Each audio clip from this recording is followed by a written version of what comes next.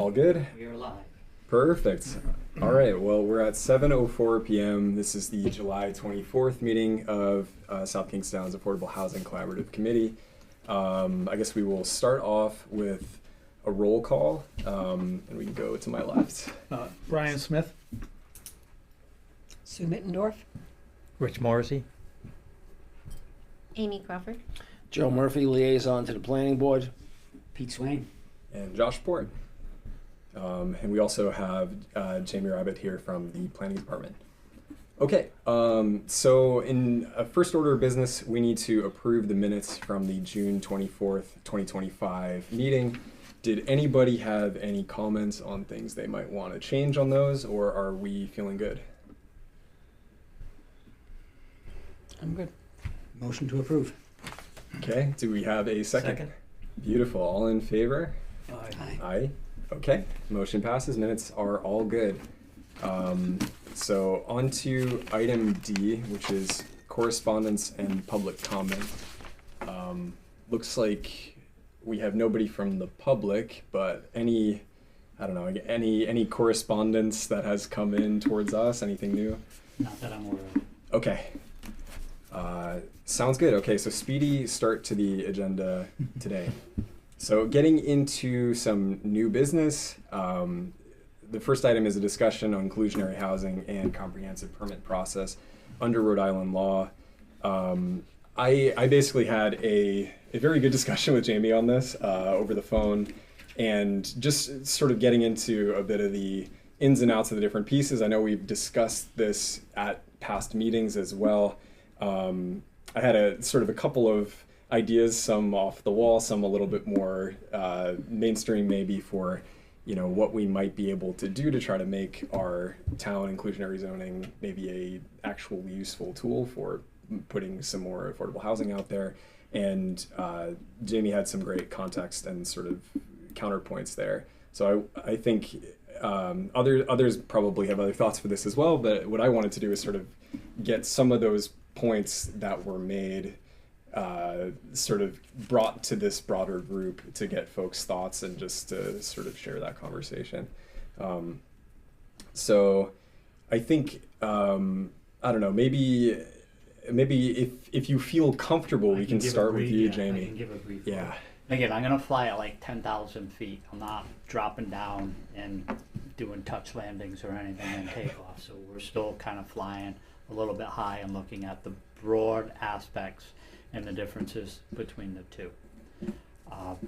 Just simply, inclusionary zoning regulations are part of our zoning ordinance. So they're contained and exist at the local level from a regulatory standpoint.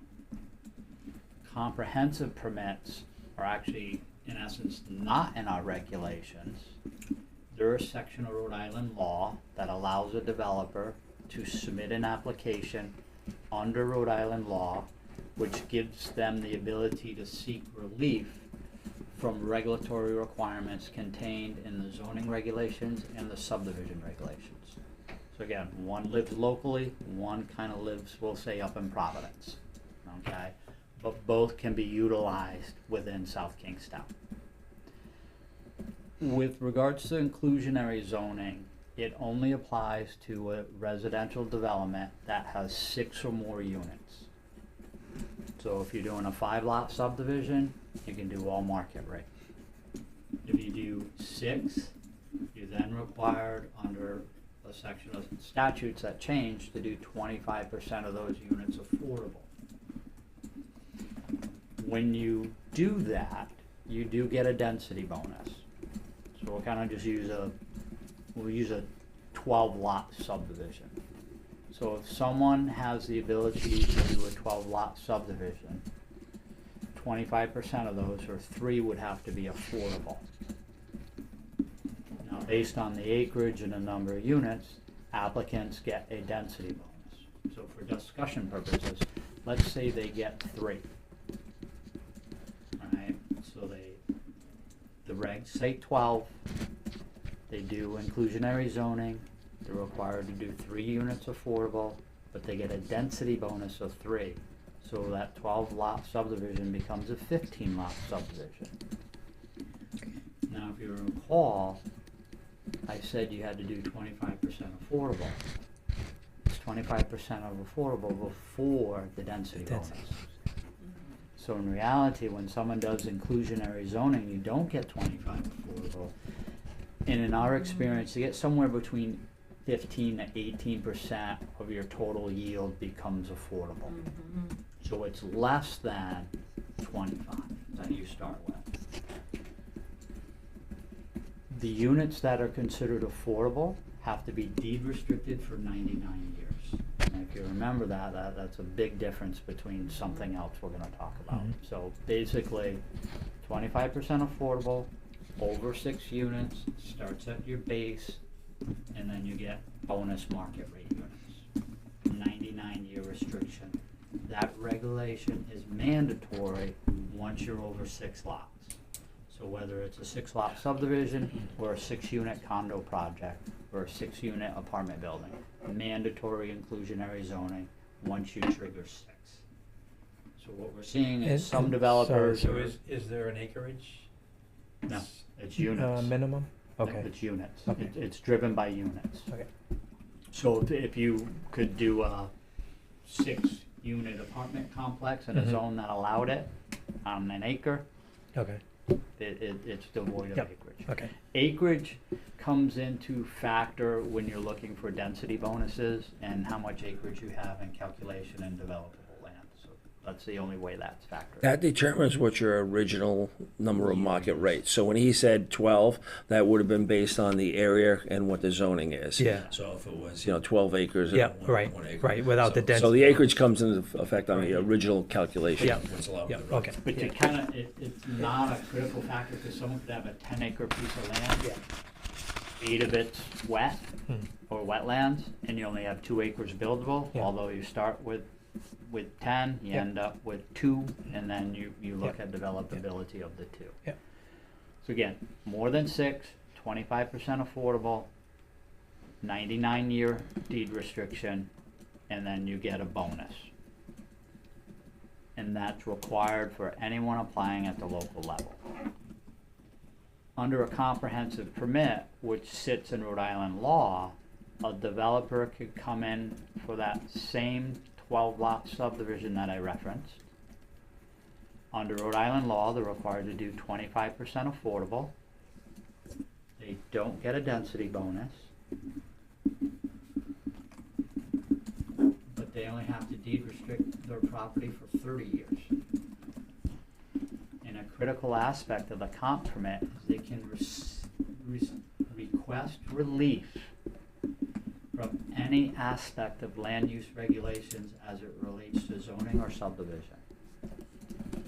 So if you had that 10-acre piece of land in an R40 zone, and we'll just consider it an acre instead of 40, you would, in a perfect world, you get 10 lots.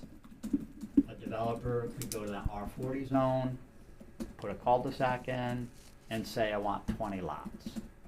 What they're gonna seek relief from is the acreage requirement.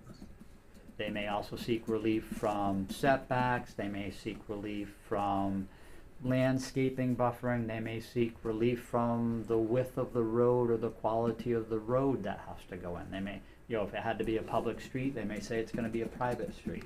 If we say it has to be a private street, they could say, no, it's just gonna be a shared driveway.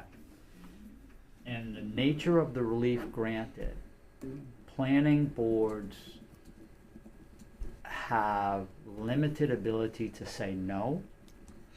In essence, unless health, safety, and public welfare is affected. And the effectiveness is, and I've been involved in some litigation in other states as a planner, not me personally, but where the litmus test is someone actually gonna be physically harmed? Not maybe, possibly, will the result of the development cause physical harm? Example, that a car pulling out needs safe sight line of 400 feet. That's safe sight line. There's also a thing called safe stopping distance. safe stopping distance is substantially less than sight distance. Sight distance means it's time for you to pull out in your car and get up to speed before someone hitting you. Safe stopping distance means you pull out, someone locks them up, and there isn't a collision. So for you to pull out and get up to speed takes longer for someone to slow down, decelerate, and then follow you. Safe stopping distance is there the time recognition to see you and stop? And they're even measured differently. So if you had safe sight line at maybe 300 feet, safe stopping distance in a 25 mile per hour, 35 mile per hour speed zone could be 125 to 175 feet. Let's say for argument's sake, almost half. If they can meet the safe stopping distance, even though you could say it's a busy road, there's a lot of traffic, someone, there are distracted drivers, they meet that threshold, even though you say there's more traffic, increased traffic, a higher chance of a collision, if they meet that safety factor, you can't say there's a higher probability of an accident, it appears to be more safe. The test is, does it meet safe stopping distance? If it meets safe stopping distance, even though you could adhere or conclude to the fact that there's a higher likelihood, there's a higher percentage chance of an accident because of this increase in traffic and the introduction of this new curb cut or driveway, road, whatever, you still can't, if you deny it, in all likelihood, the courts are going to overturn it because their traffic engineer said it met the minimal safety standard. I had a unique case in another community where the engineering team got very creative. Safe stopping distance and safe stopping distance, I'll go through because this is where people kind of get cute. Safe sight line. So your ability to be in the driveway, look left or right, is typically measured 10 to 15 feet back from the edge of what we would think is pavement. But if you read Ashto and others, and some RIDOT and Connecticut and Massachusetts Department of Transportation's criteria, it's from the edge of traveled way. So if we sat here and said, well, where's the edge of travel way? Most people would say, well, it's the edge of pavement. So we had a situation where if you measured from the edge of pavement 15 feet back, look left, look right, you couldn't see an oncoming car. What the engineering team did is propose to draw a white line 4 feet into the existing roadway, which then would be that right-hand white line becomes the new edge of pavement and moves that measurement up where you could see left or right. A judge actually in this scenario was on site, looked left, looked right with his car, would not pull out of the access without staff stopping traffic and letting him exit. But when he reviewed the engineering data, because they moved the travel lane 4 feet in, even though as a judge he did not feel safe, he couldn't rule against the developer and for the town because they met that standard. Even though he felt unsafe and agreed that he didn't feel safe there. So it's a real unique aspect, and this is, again, is in another state, it's not in Rhode Island, but it's really that hard test. Is someone gonna be harmed? There may be traffic and the firefighters may not get there in time. May not is not substantial enough to determine that someone will be harmed because of the development. I had a scenario where someone said, the fire department only can get to the second floor, they can't get to the third floor. Developer agreed to buy ladders to get all of the departments to the third floor. Judge said that would be sufficient, even though the fire department said that's unrealistic. And in that case, we even testified that normal ladder to the second floor can be put up by, I think, 1 or 2 firefighters. Ladder to go to the third floor needs more than 2. And your response time is detrimental because if someone came with 1 truck, a driver, and 1 volunteer, they can put up that second floor ladder, but they can't put up the third floor ladder. It was there, so the likelihood, even though it may increase, that you couldn't make the rational nexus between the two.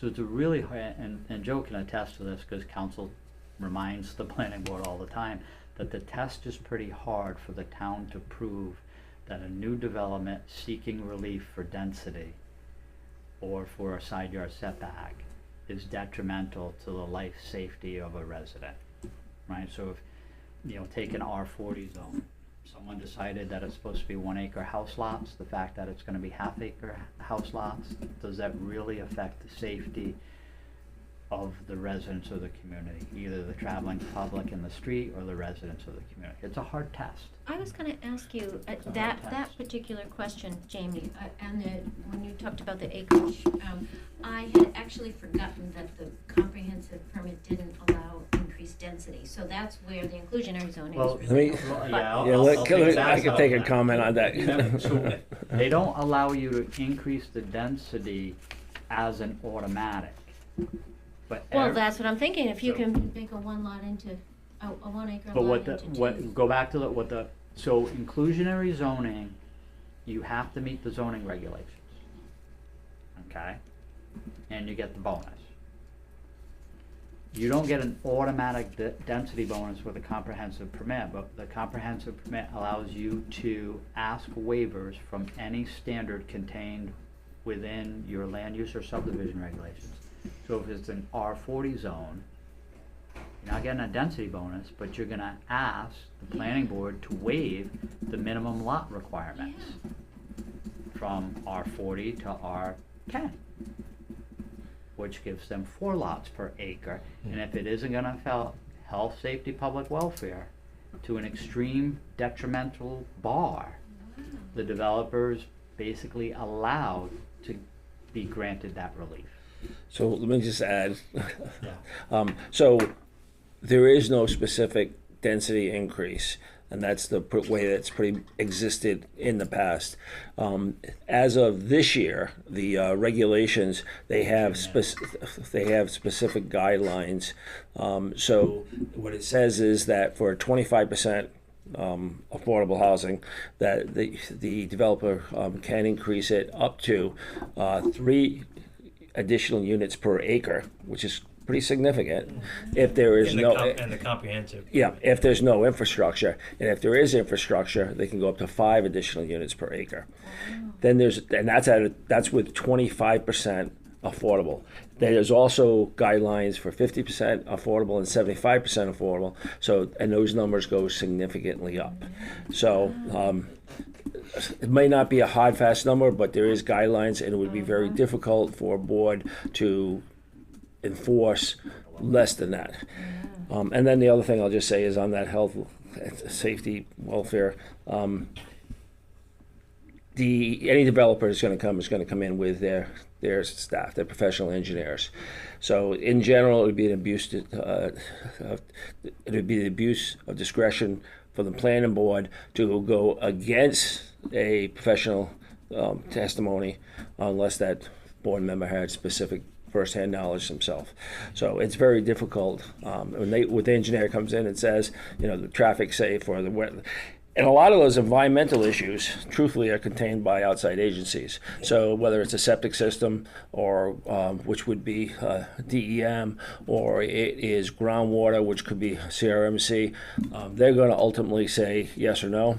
The developer's going to have to get their approval. So if CRMC or DEM says it is acceptable, it would be abuse of our discretion to say no, it's not. So it kind of almost takes it out of our hands. So in general, what would happen is when a developer comes in by a comprehensive permit, we really haven't got one that is pushing those guidelines. I think we could try to push them within the guidelines since there's specific numbers stated in the regulations.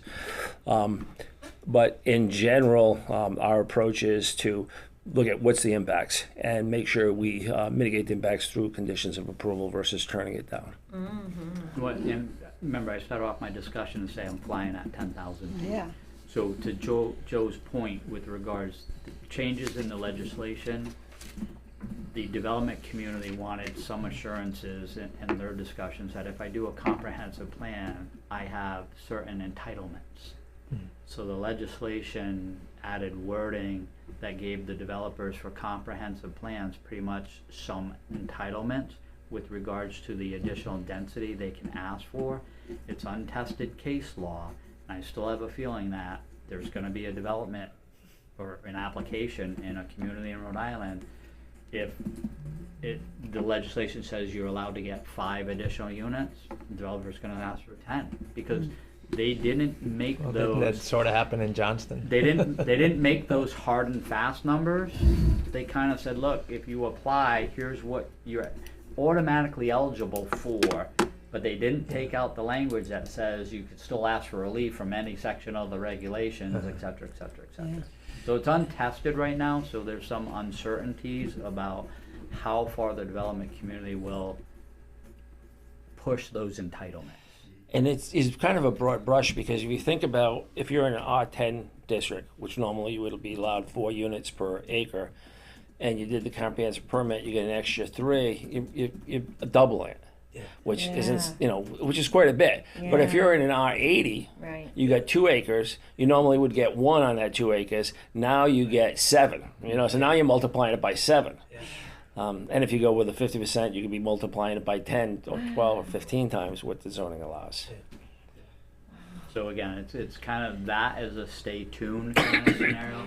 And then one last big difference I just want to get to is 25-year deed restriction. 30. 30? Sorry, 30. Sorry, went up 30, to yeah. 30. Sorry. 25%, 30-year deed restriction, sorry. So from my perspective, there's minimal incentive for a developer not to do a comprehensive permit. Inclusionary over 6 lots, they have to follow the zoning regulations. They get a maximum density bonus, and they have to deed restrict their land for 99 years. Comprehensive permit, same 25%, not necessarily adhering to a minimum density bonus, because you can ask for what you want, and instead of a 99-year deed restriction, a 30-year deed restriction. And you get to ask for relief from the zoning regulations. One other big difference is that with the comprehensive permit, it could be, if you're selling the house, can be anywhere from 80% of the AMI affordable for somebody at 80% up to 120, where on the inclusionary, I think we're limited at 80, maybe it's 100, but I think it's 80. So you're gonna have to sell your house a lot cheaper Yeah. on the, if With you the, go with the comp. with the inclusionary. Inclusionary. Because you could go 120 Right, with the yeah. comp, but you can only go, I think, 80 with the Wow. inclusionary. Right. So someone asked in discussion, like, how do you make inclusionary more attractive? And that's a real hard question to provide a distinct answer to. Do you, one of the ways is, do you lower your percentage of affordable, right? So you're not at 25, but when you factor the density bonus in, you're not at You're not 25 at 25 anymore, you're at anyway. 15 or 18. Right. So if you reduce the initial, you're gonna even get less. lower. Right. So I don't know how you go there. Do you work on the 99-year aspect?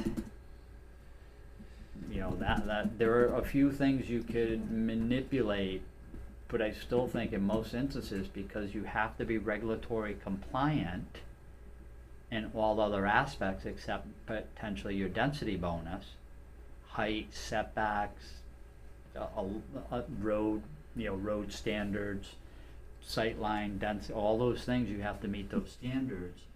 I don't have a magic sentence or two or dimension to plug in and say, if you went to 15% affordable, if you went to a density bonus of a bigger number, if you reduce 99 years to 40 years, everyone's gonna come in and do inclusionary zoning and not do comp permits anymore. We don't have that crystal ball to determine what the perfect factor is. And So, So, 2 questions. am curious if the planning board would push back on the number of units on a comp plan if you were hooking up to town, city, and sewer, and there were potential capacity issues.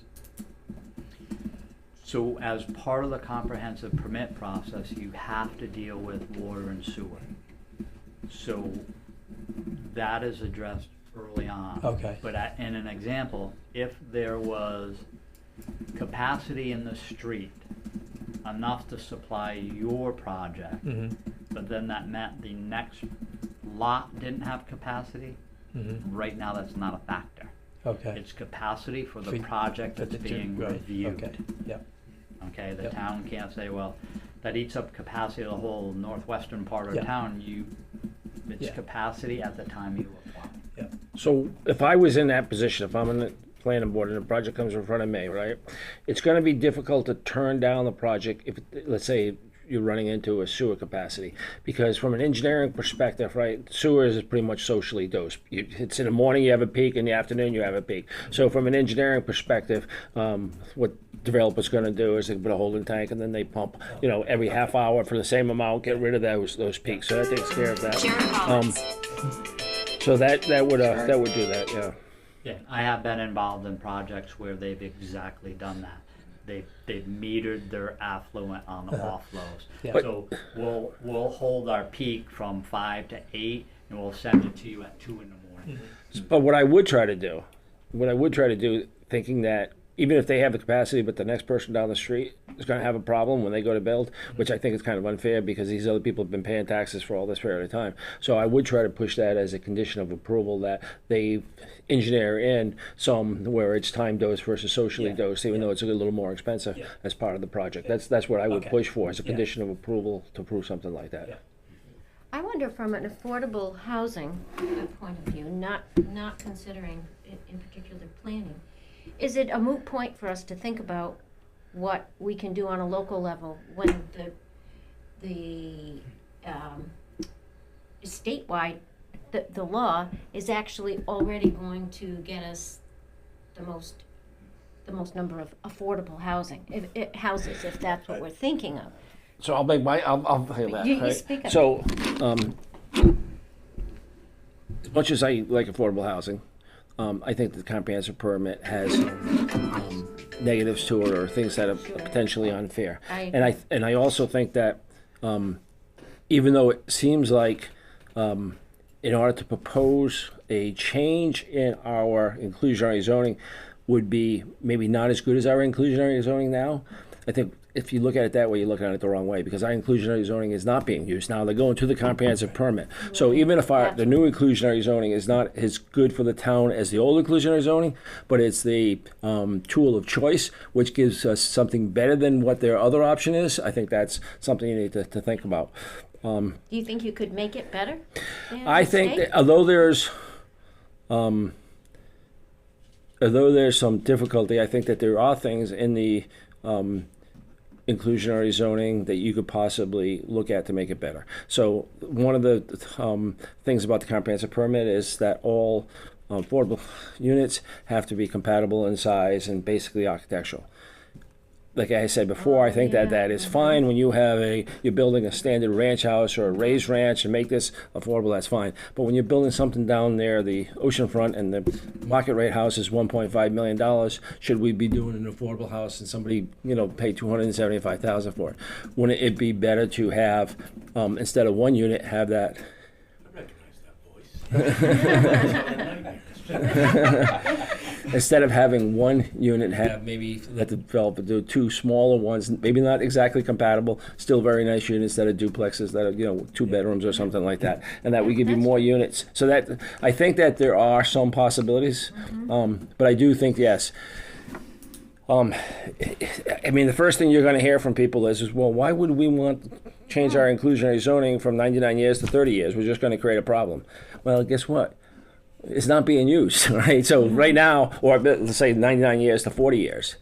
So you can argue that you're decreasing it by 60 years. I would argue that you're increasing it by 10 because the tool that they're using now is the 30. I'm not convinced that the deed restriction is a major issue though, because once the homeowner takes ownership of that property, the deed restriction's on them, not the builder. So for them to remarket it, they have to sell it affordable again because of the Unless deed they hold on restriction. to that period of time. Unless they hold on it for, so, okay, 30 years or 99. So, I mean, I don't know what the average is of how many houses people live in before they, finally are in their last house. But it would be an interesting statistic maybe to understand. How many people sell it within People 30 just, years? Today's right, how How many many, people hold on to it? right, I right. would try to hold on to it personally. Everybody's holding on because where are you gonna go? Well, right, I because mean, there's limitations now, but Yeah, I mean, yeah. I'm just looking at, Right, I'm taking myself and I'm in my third house yeah. and potentially going to a fourth at some point, right? So, but that's over X number of years. Right. So, But I didn't have the restriction on my deed to potentially influence my thinking of when do I sell the first one. So, what I can tell you is from my interaction when I'm on the board and developers come and, we're trying to negotiate some little bit better terms out of them. What I've experienced, my belief is that the period of deed restriction is not that big of an issue, but that 80% AMI versus 120, that everybody's trying to make money on their project and development, Right. Anybody that comes in a comprehensive permit, they're all asking for 120. It might every once in a while we might push them because they're looking for another waiver, and we might have a little bit of leverage over what conditions, so they agree. Well, I'll do one at 100, or But for the most part, they're all going for 120. That's the bigger issue Okay. because it directly affects their pocketbook. Yes, yes, yeah, absolutely. Can I say something heretical?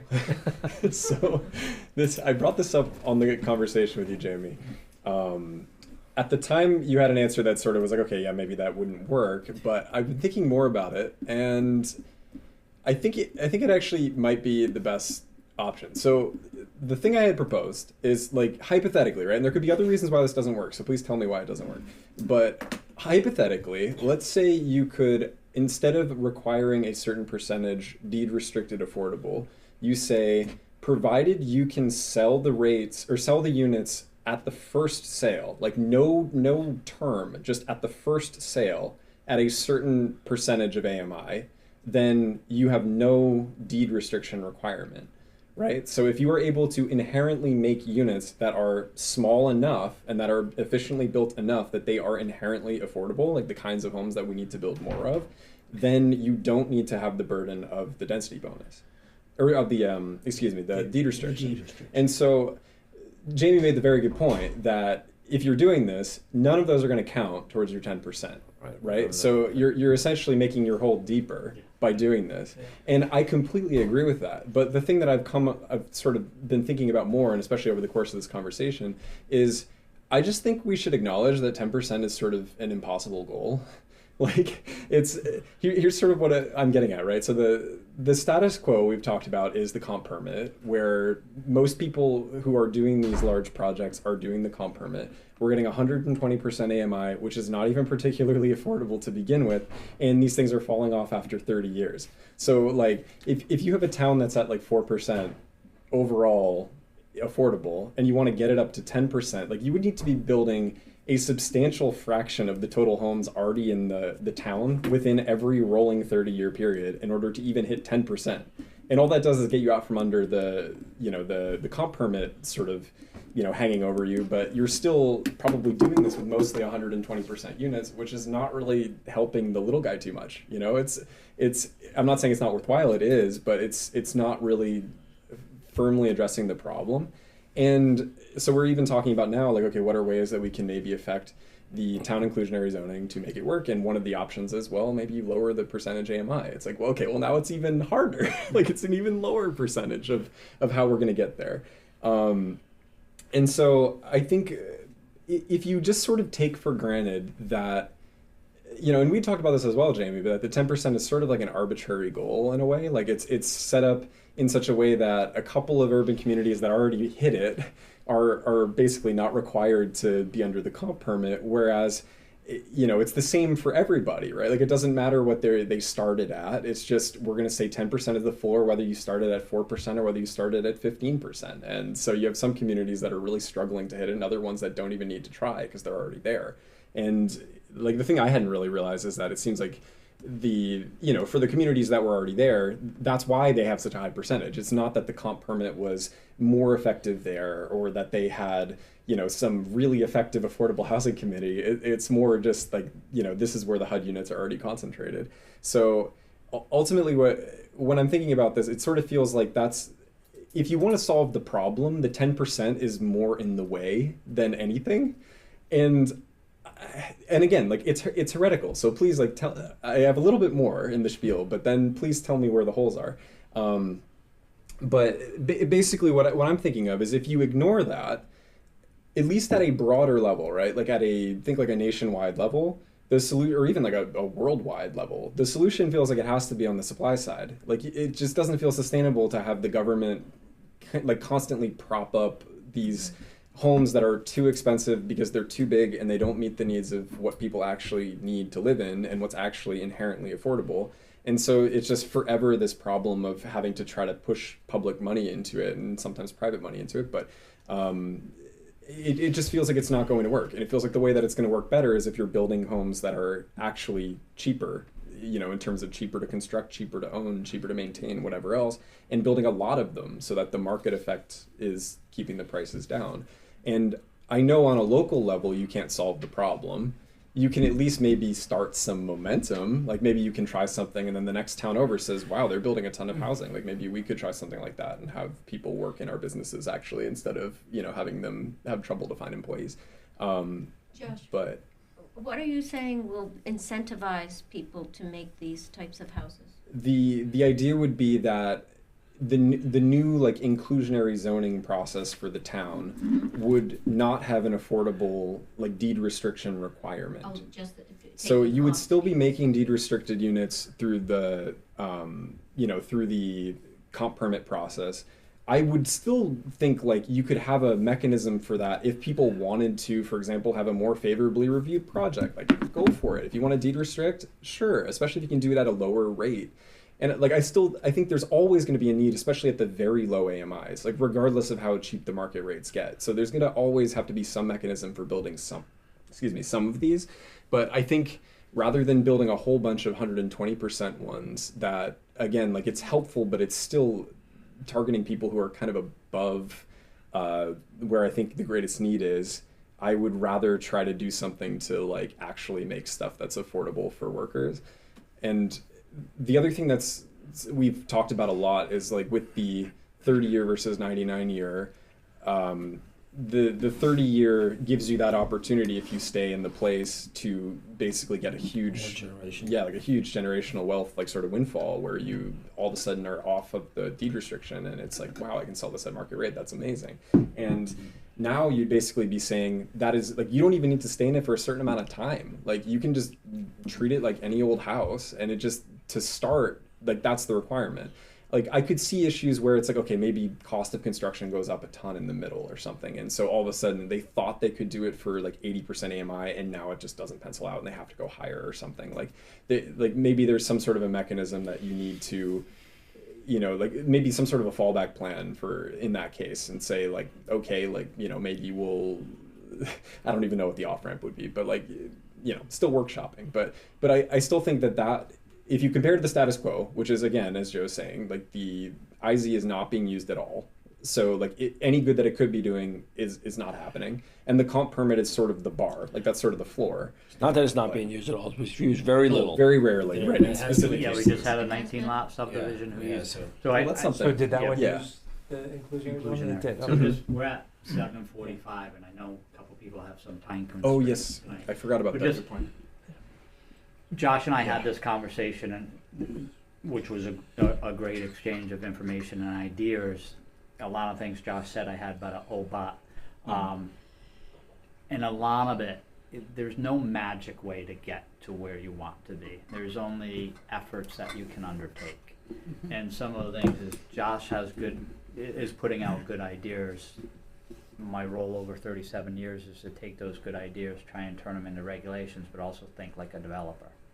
So I'm just gonna say a couple things, and then to me, this is a 2-hour discussion Yeah. for over Yeah. 10 meetings. And Yeah. at the end of those 10 meetings, you still may not have a solution, but Right. just simple things. If you think like a developer or a developer's attorney, I do a 20-lot subdivision. I agree to do half of them at some predetermined, defined, affordable rate with no deed restriction. I sell them to my 10 cousins, and 6 months later, I flip them full market rate. Well, is that a problem? Like, You have people paying cash mhm. Yeah. for affordable units because it looks at income, not Well, your wealth. But these, I'm not sure why You that's an said issue. that the first person to buy them Yeah. would have to buy them at an affordable rate. What about the second person? Right. No. But the point is that they wouldn't be artificially because think about it this way, right? Like, if, He's talking small affordable, Yeah. not Yeah. large affordable. Market rate, see, this is Yeah. this is where everybody misses it. yeah. You are driven by location hmm and driven by location and driven by location. Mhm. Why does a 600 to 800 square foot house in South Kingstown, south of Route 1, Right. sell for over $1 million? Right. It's only a 800 square foot house, Mhm. but it sells for over $1 million, or almost $1,500 a square foot. Mhm. Those are Boston prices. Location, location, location. Mhm. Just because you build it smaller doesn't make it affordable. 'Cause True. the market conditions will drive the sales price. True. So you have to set a bar. You have to artificially say there's a sales price. Right. Because take the Village, right? Right. Those are selling for north of 900, Right. and they're 14 to 1,600 square feet Mm. with a substantial HOA fee. So what I'm hearing is you don't think it's possible to make the units. I don't think it just Cheap enough. like I said, this Yeah. is a long discussion to Yeah. potentially try and vet an idea to find a regulatory way to do something, but Mm. it's not simple. If it was simple, Oh, sure. No, I acknowledge. I can't go and say Portland, Oregon did it. They've been doing it for 10 years. Here's Right. how to do it. Right. Right. Everybody's trying to solve that affordability issue. Right. No one has a definitive answer. We only have ways to chip away at it. Predefined, you can tell a developer, look, you have a lot, 10,000 square foot lot, here a pre-approved duplex. You build this, go get a building permit, Right. Right. right? I could save you 2 years in permitting. 2-year time value of money is substantial. Now, would they be willing to save 2 years in permitting to do a duplex? Maybe. Mm. I get a unit to the marketplace quicker, but oh, by the way, you got to deed restrict it. Right. Right. Now, what's the value? 2 years of carrying a note and permitting, or doing it? So there's ways to potentially pick away at it. The cottage regulations were a way to pick at it. Mm. Most of the developers I talked about with regards to the cottage regulations are concerned about 2 years of permitting and uncertainty in the outcome of their project. Right. But I think sort of, and last, I won't spin for too long, but I guess when I'm looking at cottage zoning, like that to me is still like, it's better, but it's still not what I would consider a unit that is appropriately sized and basically as inherently sort of cheap to construct as you would need in order to make something like this work. Like, I'm not thinking about like you're building cottages in some desirable area near the beach or something. Like, I'm thinking about you're building like a apartment building near the train station, like something like that. Community is desirable. No, totally. Avoid a location in the community. No, totally. I'm not trying to say that is like not a worthwhile building style. I mean like strictly in terms of what is a cheap 4 walls and a roof to construct for people. And I think if you're looking at that, you need to put people closer together. You need to have things that are shared between the units rather than having multiples of every single utility and whatever else. And you'll So- see it in other more urbanized areas. Right. They will try and change the terminology. It's not building cheap. It's building more cost effective. Yeah, yeah. And in most instances, that cost savings Hmm. is not always passed on to the consumer. Right, right. But if, So you need a again, mechanism to pass that cost savings on to Right. the consumer. but if the mechanism is either you do the comp permit and you have this huge, well, maybe not huge, depends on the units, but like you have this need to have a certain amount of deed restricted affordable units, and you can say you no longer have that need. You can, like, the units, I guess you could argue that, if you're setting a market rate like threshold that you need to hit lower than the deed restricted thing, then it's like, well, how big of an issue is the deed restriction versus just the original selling price? And I think that, like, that's a fair point. But Josh, what's the incentive for a builder to build in that price range then? I guess I don't. my expectation, and I could be wrong, is that you would make more money. So let's say, for example, you have this is very idealized, but like you have a 1 acre plot, and you could build a small house on that 1 acre plot, you could build a big house on that 1 acre plot, or you could build like a 6-story building with 100 different bedrooms in it on that plot or something. And if you build the final one, I would guess that when you take all of your costs for building it and all the costs or all the money you bring back in for selling all of them, I would expect you to make a lot more money with that bigger building. And I hear the thought process, I'm not so sure. but I think you also run into lifestyle preference, right? No, true. Some people don't want to be in condensed units. They Right. want space. But and some so people it do, varies. and we have Oh, I none of agree. them. I We no, have I none of them. I agree. I agree absolutely, and we need to fix that, right? Yes. So, but I think you need Because you need builders- the blend.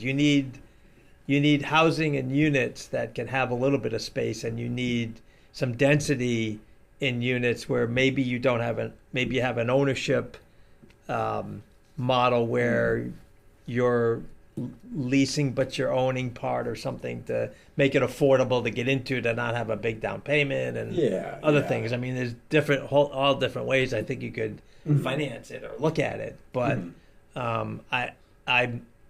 my fear is I'm not sure there's developer incentive to think like you're thinking right now in terms of an economic model. Yeah, I think if that was the case, builders would be building this. I don't think they're allowed to build them, even if they wanted to. Maybe like not where the den- where in maybe South not at the Kingstown can they build density that? you're considering. I think No, maybe, Yeah. Even when they build the comp permit, they're still looking at the market conditions of Yeah. what they can rent. yeah. So I haven't had a developer come in and say, I want to do yeah, like again, 50 studio apartments at 600 Right. square feet. And do you think that's Or 400 because square feet of do you think that's because it just straight up would not pencil out, or do you think it's because they would, keeping in mind these recommended density bonuses and such, that they would get enough pushback to say I that think- this isn't going to work? And again, that's why I said earlier, there's a million ways to go at this. Yeah. We don't have all the information available to us, and we're trying to understand market conditions, we're trying to understand the permitting conditions, we're trying to understand lifestyle choices, but I think potentially what we're not seeing on the penciling out is even all those small units still need the same bathroom, Mm-hmm. they need the same kitchen. Okay. So- Potentially, I mean, co-ops are But fun, but continue. bedroom space is inexpensive. Yeah. Mm-hmm. So if you already, we'll just use a number, 10,000 for the bathroom, 20,000 for the kitchen, Mm-hmm. right? We'll say 2,000 for a bedroom. Mm. If every unit starts at 10 and 20, and the bedroom's only 3, it's less expensive to add another bedroom Right. and then charge an extra $600 a month in rent than it is to do another studio unit where my upfront costs, sometimes they're less concerned about upfront costs, they want to marginalize the return on investment quickly. Mm. Most of these are financed in the 20 to 20 year range. Mhm. So they're looking on turning quick Yeah. and even getting it up, operational, renting, income, and then it's a sale. Mm. So the next person who's gonna hold it and do that. And again, I don't think we'll get to any solutions tonight. I think the discussion's good. I think maybe it's an actual agenda item, just one agenda, one night, dedicate a couple hours to it. Mhm. Put up some whiteboards and see if from the discussion you can get some ideas that you then can vet as a community, or your homework would be, here's Yeah. 3 ideas, 2 people take 2 ideas each. Google the heck out of them, see if there's a of venue platform out there where someone may have done this, Yeah. tried it, Interesting to see. success, failure, how do we get there? Yeah. Yeah. Because again, I'm attuned to APA, Congress New Urbanism. I get housing bulletins from the private sector side all the time, and I'm looking at what's being built, and what you're describing is like the one-off, and it's usually done by a nonprofit who received some state or federal funding, but it's, and even nonprofits, they're nonprofits, but it doesn't mean a nonprofit isn't profit-driven. Nonprofits have substantial administrative burden and overhead, so they still need to, in essence, have a return on investment on every project to move the next project forward. So although they're not penciling it out as a profit to maybe Right. have a large estate home or go on luxurious vacations, there's still a profit mode to every project. But I Right. think, the discussion needs to continue. You're chipping away at different ideas of trying to solve a problem. I'd like to just make a comment. So first of all, I think that there's something to be said with what Josh is talking about. And some of it begins with a paradigm shift, right? To me, good affordable housing is like good EEO. It's not about counting heads, it's about making heads count. It's not about meeting a quota, it's about making sure that everybody has the opportunity to meet their full potential. So if you shift, and it's just a different paradigm thought. So if you shift away from this comprehensive permit and AMI and the affordable rate and a market rate, and you shift from that completely, as if that didn't exist, and you think about what does our community need? What does it need at the low end, for people that's basically unemployed or very little income, maybe those people that are working professionals at the beginning. If you start thinking about it that way instead of about meeting quotas, right? And I think that there is some opportunity there. So we had the cottage zoning tried to get at that, but cottage zoning also had all types of stipulations on making sure it looks pleasant to us, right? Which basically drove up cost, right? And I'm not saying there's anything wrong with that, but that was part of it. We had a project that came in front of us. You all know it's behind the police station. Where the developer says, I'm going to concentrate on small A. I'm going to make this affordable. It's not going to necessarily, we'll do the 25%. But the idea is if you let me build a high density on small lots, I could drive the cost down. And so, okay, yeah, we approved it. And what did he do? He, $800,000 a house or whatever. But as part of that, he also, once he got that approval, he's trying to build as big of a house as possible. I think there's something to be said that maybe if you kind of shift away from it, you look at a zoning that's based on you get more per acre if you limit it to 1,000 square foot or something like that with 2 bedrooms or 3 bedrooms. Then there's and you concentrate what's the need of the community, as far as those housings. I mean, realistically, I think perfection's into contradiction. But what happened at the end of World War II? Developers going crazy, guys come home from the war, 1,000 square foot ranches everywhere. Oh, time out, this is going too fast. Let's put zoning in place, right? 1970, zoning in place. Zoning in place, the beginning and the end of affordable housing. Right? I mean, that's kind of, in my opinion, what happened. Yep. So, I mean, it's kind of a paradigm shift of thinking, get away from all these quotas versus what's our community need, and maybe looking at the regulation from that perspective. Yeah. I mean, I think there is something there. Yeah. And I would just like to say, because I was wanting to also to just offer my support in thinking about things differently, and how much I appreciate that, and I don't have the expertise and the foresight to think about that. But I do think that there's something to be said about thinking about not what we are used to, but thinking about what are the next generations going to need, and how are they looking at they may be looking at, I may have said, well, I need a room for every kid. Now kids are saying, maybe I can't do that, and I can go back to Right. I can consider a smaller house because I can't get a colonial house. Or Whatever. multi-generational houses, kind of get away from all that too. Right. Right, not having kids, I think Yeah. and they're not getting married, Right. and they can't get the 30% down payment to buy a house. Mhm. So the market is in rentals. what Amy touches upon is, and Joe's touched about some of the paradigm shift, and we are doing part of that as the form-based code in Old Tower Hill Road. And I think, Love that. your one of your primary roles is advocacy. And as that goes through the regulatory process, there's potentially will be pushback. We don't know how much or in what form, whether it's, density, whether it's the architectural standards, whether it's telling people they can do a little more of this, but a little less of that. But it is offering that new model where you can increase the density, go to 2, 3, 4 floors, go to an element where there's a mix of studio, 1 bedroom, 2 bedroom, 3 bedroom, because the market will drive that. And you may have a developer who says, I'm gonna do a model with first floor retail, first floor office, and I'm gonna do more studios and less bigger 3 bedrooms, because that's what I see the marketplace in this area being. But that's gonna take advocacy on groups like yourself if there's that potential pushback, because it is something different. I don't wanna say it's changed, I can't tell you whether it's changed good, bad, or indifferent. It's a change from what people are there, but what the community has said is they don't like the development pattern that exists, and they're willing to entertain the change. In order to get a developer to initiate the change, we had to increase, or propose to increase the density. Well, the EDC did survey the property owners, and the And majority of them were in favor of changing the zone to allow Property owners housing. property owners are, the community appears to be in favor of it. As the regulations get written and they become more definitive, that's usually where people begin to criticize the elements of the actual. I mean, I've already received some phone calls where they say, well, I'm existing residential and I look at this map and there's this new zone called Transect 3 that's now called something else, and I don't want that. That's commercial next to me.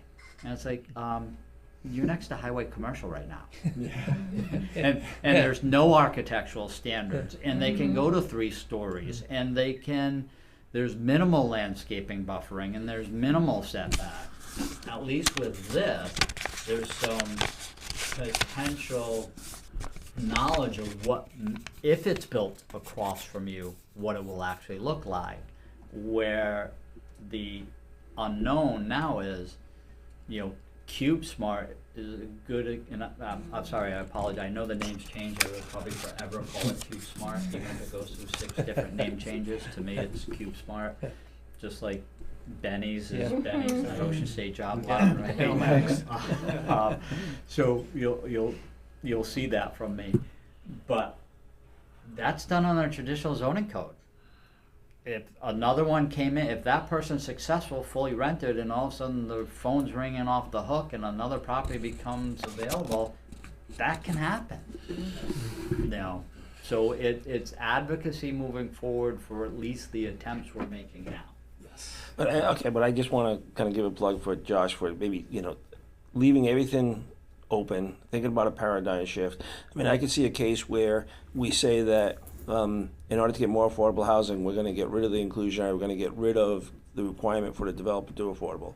What we're going to do is, instead of doing that, we will, if he builds, let's say the need of the community, concentrate on the need of the community. Need of the community is, let's say, 1,000 square foot, 3-bedroom house. If you keep your house to 1,000 square feet, we're going to give you a density bonus, and 100% of them can be market. Would that work? It won't work next to the ocean because they're still going to be $1 million, but they probably would work in West Kingston. So, so again, this is the paradigm shift. What's the need of the community versus being these artificial goals? Yeah.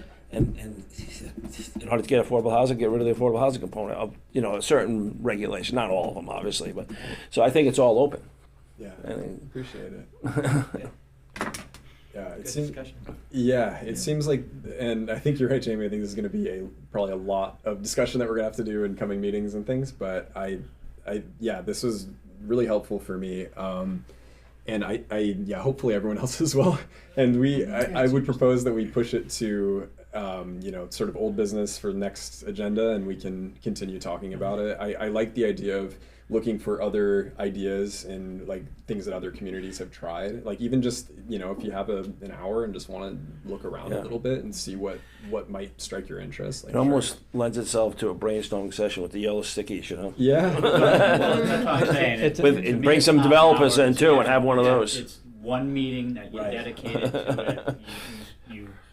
there's some structure to how you want to address it. Yeah. Even Mhm. if it's rapid fire, we're going to spend 15 minutes on maybe density discussion. We're going to Yeah. spend 15 Yeah, minutes yeah. on a price point. We're going to spend 15 minutes, throw those ideas out, then subdivide it, to Joe's point, with stickies or writing on boards, and then give people homework. Yeah. Mhm. And then come back at another workshop session where it's just that agenda item. Yeah. Yeah. And then maybe I'll say you had 10 categories that night, you're gonna tackle 2 of them. You're gonna try and, drill down till you get something. You may be told no 100 times. Yeah. You only need to be told yes once. True. Right? And that's what you're striving for. But I think there is a movement in the last 5 years to really take a look at what the whole 1950s, 1960s, 1970s regulatory burden, what was the burdens that were created by this? So the whole Ezra Klein abundance thing, that really is looking at what regulation, one way to look at it is to say what regulations are in place now that prevent this from happening. Because the zoning is too restrictive now, actually, I think. I think that's part of what you're saying. Yeah, is very how do we much. loosen that up? And I don't want to create environmental issues or ugly houses. I don't want to have unsafe houses, but I think we've overreacted. And it would be interesting to brainstorm that, to say, what's keeping us from really moving, creating that kind of capacity that you're talking about.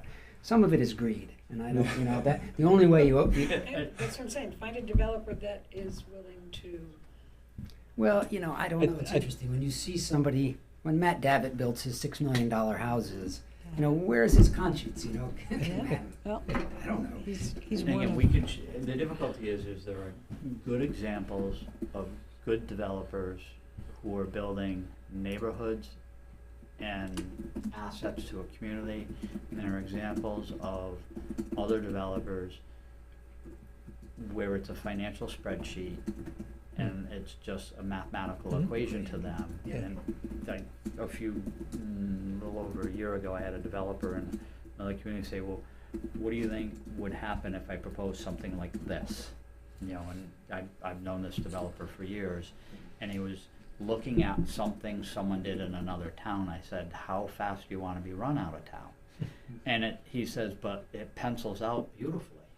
I said, yes, it pencils out beautifully, but if you were looking at a portfolio of what you're proud of from a financial standpoint, bring your accountant to that one. From a community perspective, don't ever bring anybody to that one, because there will be pushback. So there's got to be balance, and there's a give and take, and I think it's a good discussion that you continue.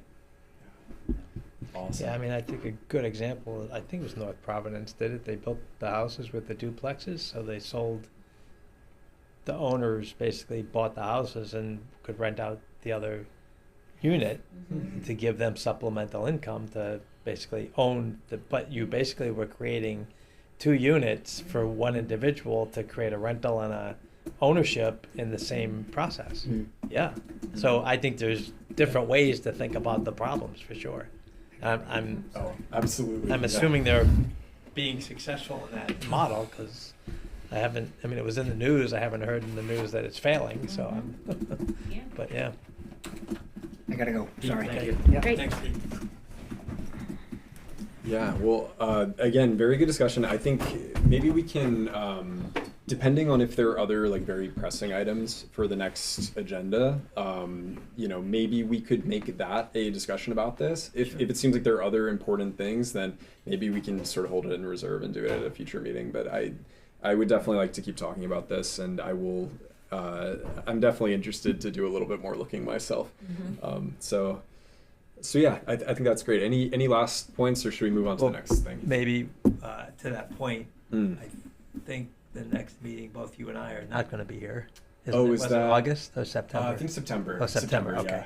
So I guess maybe it would be in a couple meetings if we can't do it But next meeting. it might be worth making an agenda item to think about kind of the assignments or some Yeah. activities to go do so that we can continue that conversation in Yeah. future meetings. Yeah. Yeah, I think that's a good point. Absolutely, definitely. Yeah, don't want to lose the thread of Yeah. it. Yep. Awesome. Okay.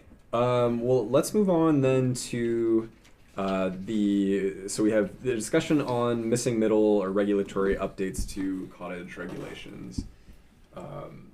Yeah, so I know those are up to be renewed, and there was a sunset provision in the regulation to begin with. I don't know if you have a Cliff's Notes version for this, Just a Jamie. quick update Yeah. on the cottage regulations initially adopted with a 1-year sunset.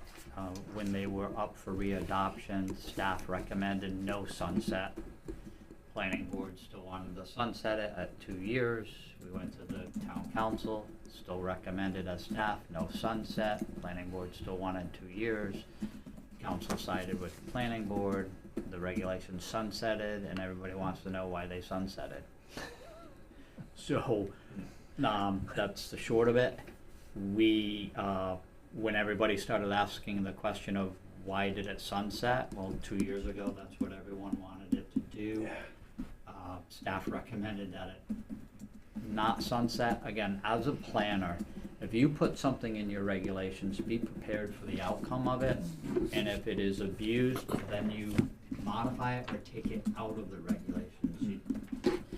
To me, there's no, let's try it for a year, let's try it for 2 years, let's try it for 3 years, see if it works. And then it appears, because 2, 3, 4 year sunsets, people lose track of them, people commission, even to, Joe's aware, we have new members who weren't on the board when the regulations were adopted.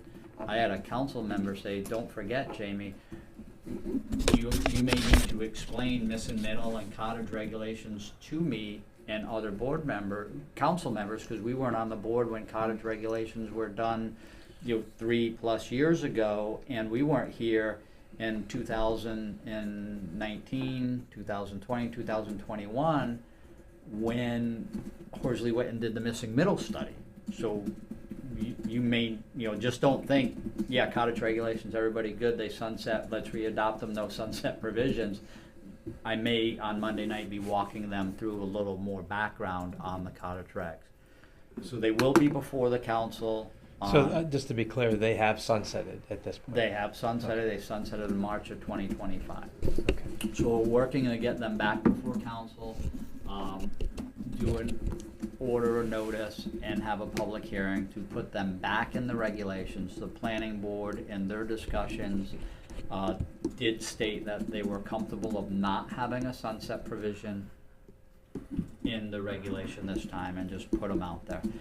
I've explained that, to me, even if someone hasn't utilized the cottage regulations at this time, it is a substantial tool for us as planners in the department to have the conversation with developers about the cottage regulations, or even if you don't want to go all in on the cottage regulations, take the good components out of them and try and incorporate them into your incentive regs and into the comp permit that you may be looking at as a development pattern that appeared to be acceptable to the community because it's in the regulations.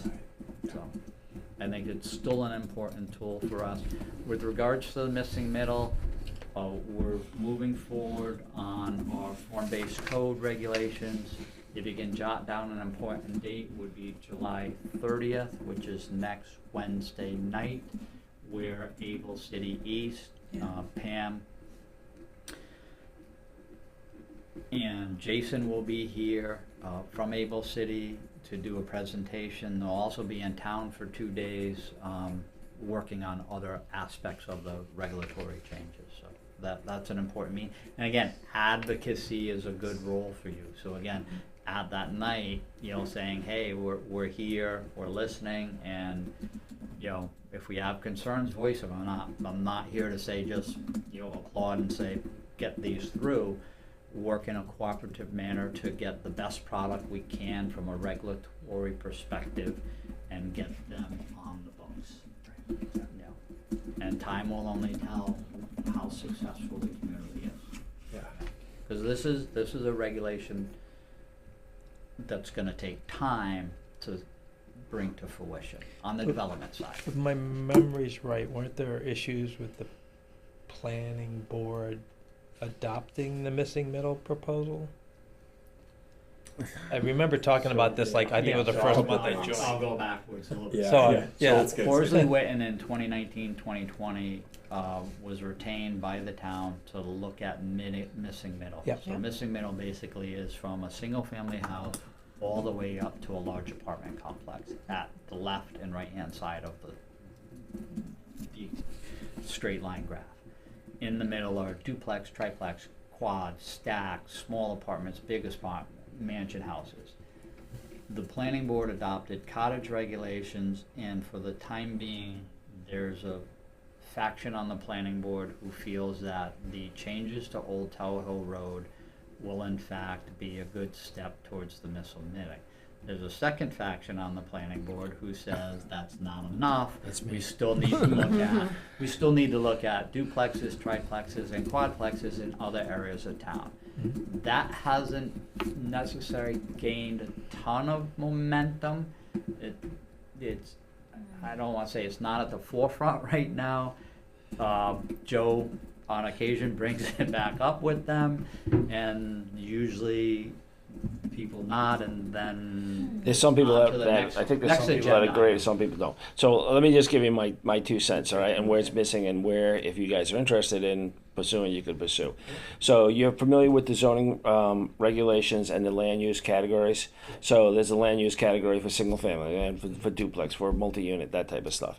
In my perspective, we are missing in the land use categories a cat for the missing middle.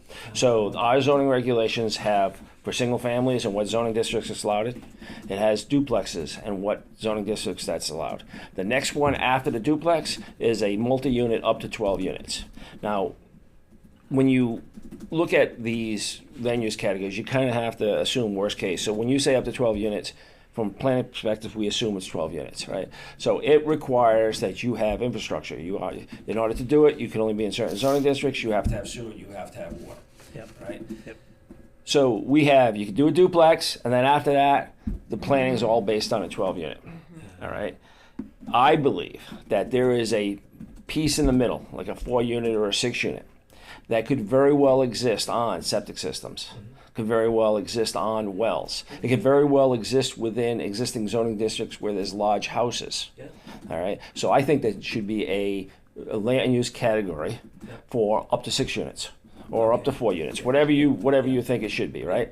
And I think that could be specified in a way that it fits into the existing neighborhoods without a lot of impact. So, for instance, if you said you could have up to a 6 unit, but in R10 and R20, even maybe R30, you don't necessarily require city water and city sewer, so that it makes a lot more lots available. You could limit it to, let's say, the total structure of 5,000 square feet, which basically looks like a large house. And you can limit it to no more than 6 units and no more than, let's say, 10 bedrooms, right? So you can have 4 2-bedrooms, 2 2-bedrooms. You can change over one of your existing large houses, turn it into a 6 unit. Doesn't change the shape of it, doesn't really change it. So I think that there should be a land use category for that missing middle, and we don't know. That makes sense. So either you are limited to a single or duplex, or you're into a major project with water and sewer. There's nothing in South Kingstown in between. I just can't understand where the reluctance would be. Whether it's a reluctance or not a priority, but I would say that there is a reluctance from some people who want not change status quo, right? Yeah. So, but that regulation, that proposed regulation doesn't have to come from the planning board. I mean, you guys could come up and say, we want a land use category, this, and recommend it to the planning board and the town council at the same time, and you can say, these are all the poses of it, and you can put, this is a proposed land use category. Up to 6 units, no more than so many square feet, so many bedrooms. Can't change the existing exterior of the house, or if you change the exterior of the house, it has to be limited to a smaller size, whatever it is. You could come up with that. And in the missing middle, Horsley and Witten, those are described as mansion homes. Okay, yes, yeah. That's where that is. Almost like what I have in my head is the rooming houses that are out by URI where you got 10 people living in the house that's on the corner of 108 and 138. Yeah. And my nephew lived there. But yeah, that. I see a lot of 4 or 6 unit apartment buildings Yeah. that look like large single-family houses. Right. And then Right. you can, you can make it- Absolutely. you can say it's got to look like a single family Right, house or whatever. right. Put that in the regulations, you know, Yeah. there's some guidelines to that. Yep. So I think that's missing. Yeah, I think that's And, Something we should put on our agenda too, to kind of build up a storyline to take back to planning and zoning and the town council. So that's sort of the question. We've tried this. We have this draft regulation, like that, you know, and maybe we'd want to have changes, like, you know, based on things that would be sort of uncomfortable. But my understanding of where it is that basically the draft regulation hasn't even gotten like a yay nay in the planning board because. Well, that's why I was poking at it a little bit, because that was, I think, what I Right. heard the first time I. So Is out, that- out of the Horsley Witten study, two aspects. Mhm. Cottage regulations and then mixed use, multifamily in appropriate areas, which the first take at that is Old Tower Hill Road. So those are the two primary components they took out. Yep. Yeah, I was not here during all of the research phases of the Horsley Witten. I was here for the final adoption of Right. the report. Right, but like as far as I understand, and correct me if I'm wrong, but there's a draft regulation that I've looked through that seems like it's basically like hypothetically you could just say this looks great, let's put it in the town code, and is that wrong? What you It's- envision is a beautiful mansion home, well-designed, architecturally pleasing with parking behind it. Hmm. And that's not what the majority of developers are gonna build. So Sure. You have a few exampals of duplexes Hmm. in town. You have if anyone's noticed the new construction next to the police station, Yeah. looks like a farmhouse. Yeah. It's a duplex. It's a duplex. Yeah. Have people Yeah. seen the other duplex in the western portion of town that's being constructed? Near the train station? 138. Yeah. What's that? That's nice. Yeah. Okay, Yeah. Yeah. two Yeah. duplexes. Yeah. We're gonna build one of them soon in Westerly, but Yeah. they're gonna look like two houses connected to each other offset. Yeah. Yeah. So it's what's missing in the Horsley Witten on the discussion of the triplex, duplex, mansion home is architectural standards. I think that 4 to 6 unit can be well received on the supply side. I think there's a lot of small developers that don't necessarily feel comfortable or don't have the financial ability to jump into a major complex, but to build a 4 or 6 unit, I think that they, you know, is something that they could handle. So you open it up to a whole new level of contractors. But There's a your, lot of- your example is those homes near Uriah, some of them are still retain their architectural significance. Oh, they're absolutely. beautiful Yes. looking. Yeah. Yeah. That's not necessarily what the development community will build. So I'm trying to find it now, but like I guess okay. So here's my hang up.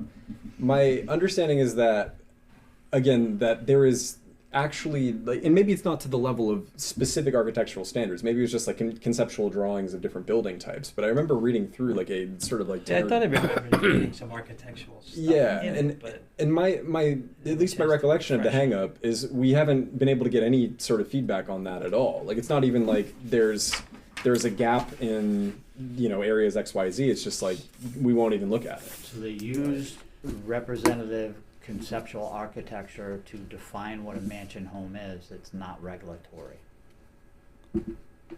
Can you explain what you mean by that?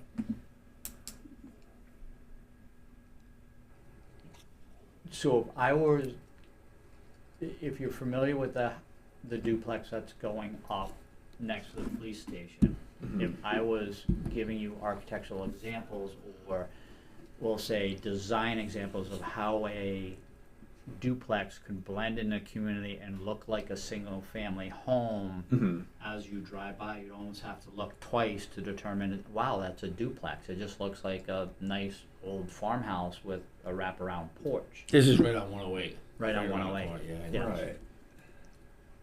And that's going to be what every good architectural design firm, regulatory firm shows you. Mm-hmm. But that's not necessary. If you don't articulate that on the regulatory side, you're going to allow duplexes or triplexes, and not every developer hires an architect. Not every developer hires a engineering design team to place the property. Some developers just look at everything's a right angle. And the box is in the middle and the parking goes on the front or side. I mean, I find it interesting when you drive by the duplex in West Kingstown that there's a paved apron for what looks like to be a parking spot. This is West Kingston, the new one that went up. Yeah. It's Right near the post $1.2 million, $1.3 million Where's the parking with for the that? yard, not Where's the with the parking grass for- Where's the leads. parking for that one, Joe? I don't know if they've Is that cut. on I don't know if 192? they've cut it in yet. It was a pretty big It's like paved one. apron. They started off at 1.3. Yeah. So, it elevated 5 feet in the air. Yeah. Probably because of groundwater. So, but that's infill development, duplex allowed as of right in a zone.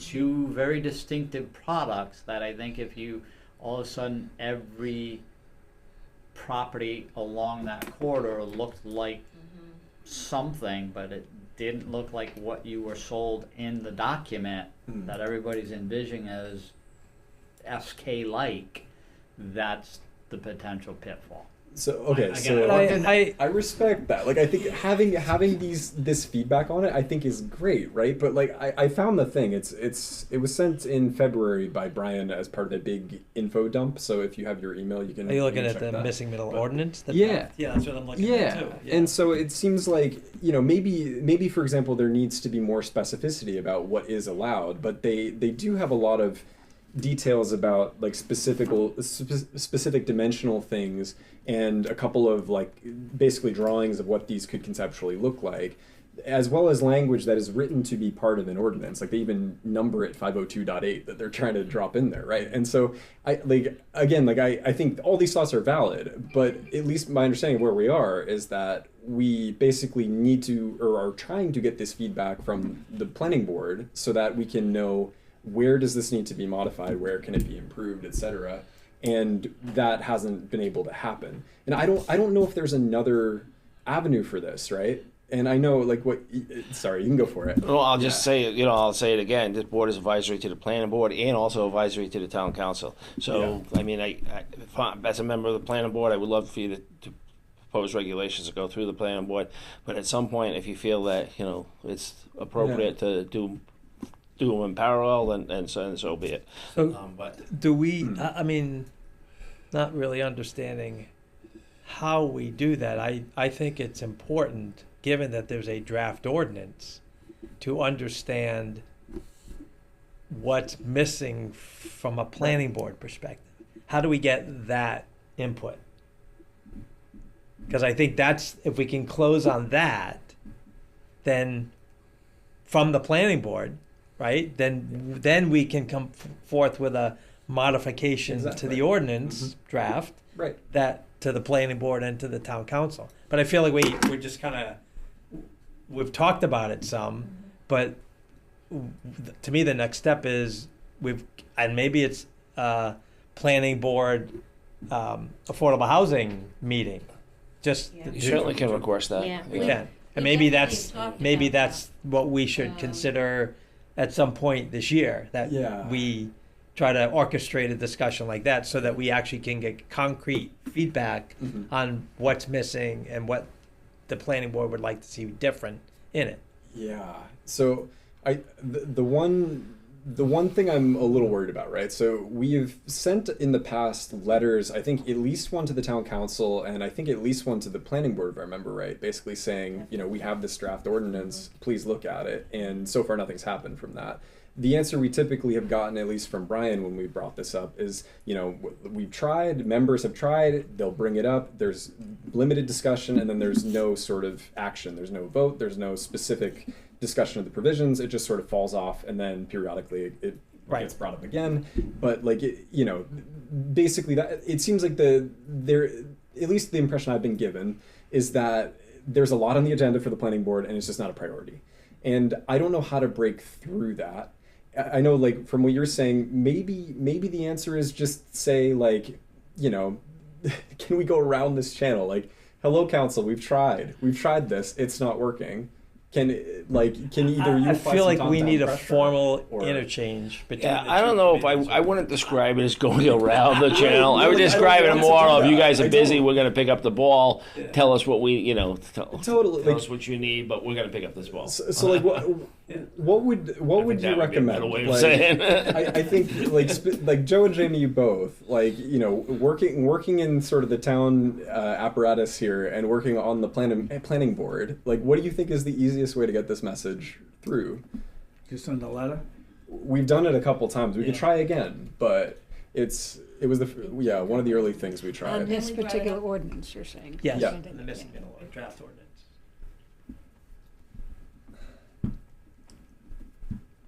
I'm managing my thoughts. Yeah, I It's understand. okay. You can That's see- okay. I can see the wheels turning. Yeah.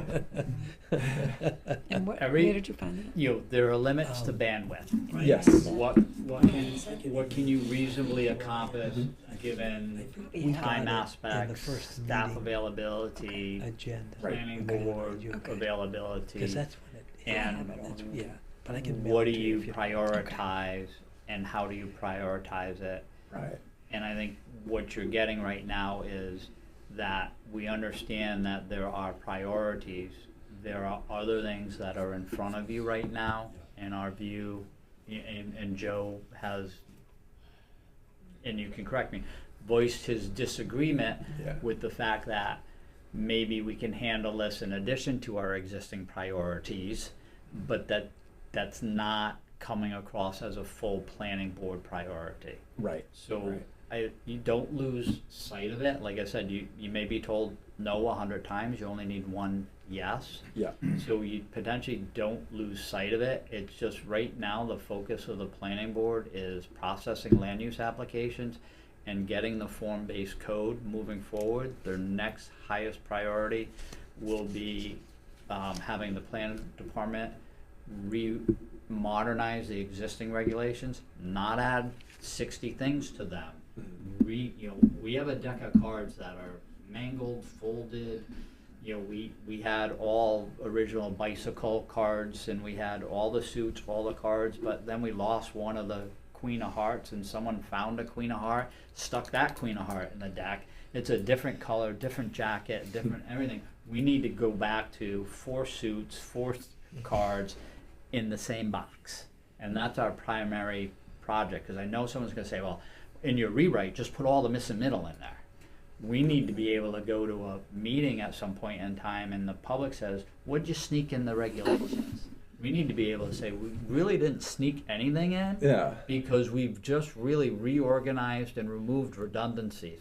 Once we accomplish that, and we have a good, solid working document again, then we can potentially start adding to it. But are we years away from doing that? I mean, I feel We're like. right. RFPing this, or we're gonna do an RFQ, request for qualifications for a consultant this summer, and we'll be working on it entering late summer into the fall. But it's not a 3-month process. This Right, is no, a 6 that's, to I guess 12 that's my point. But again, that- everybody has priorities, you can't do Oh, I them all at understand. once. I agree, 100% agree, but it feels to me like this topic, me joining this committee, has been in front of the town council and the boards for a few years, Yeah.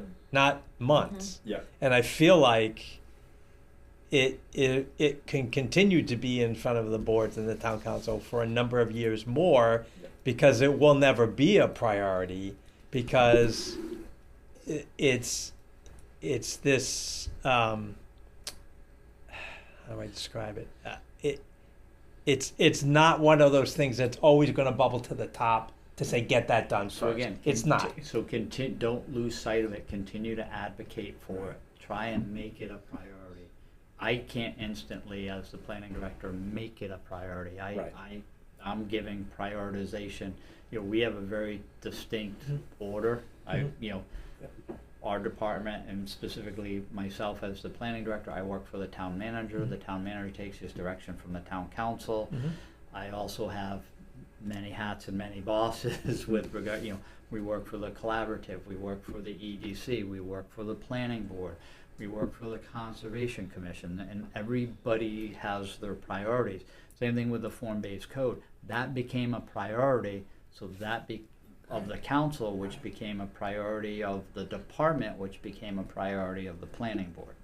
Right. So there are certain things there, and I know there's always a level of frustration because everybody's in line for their priority moving to the front.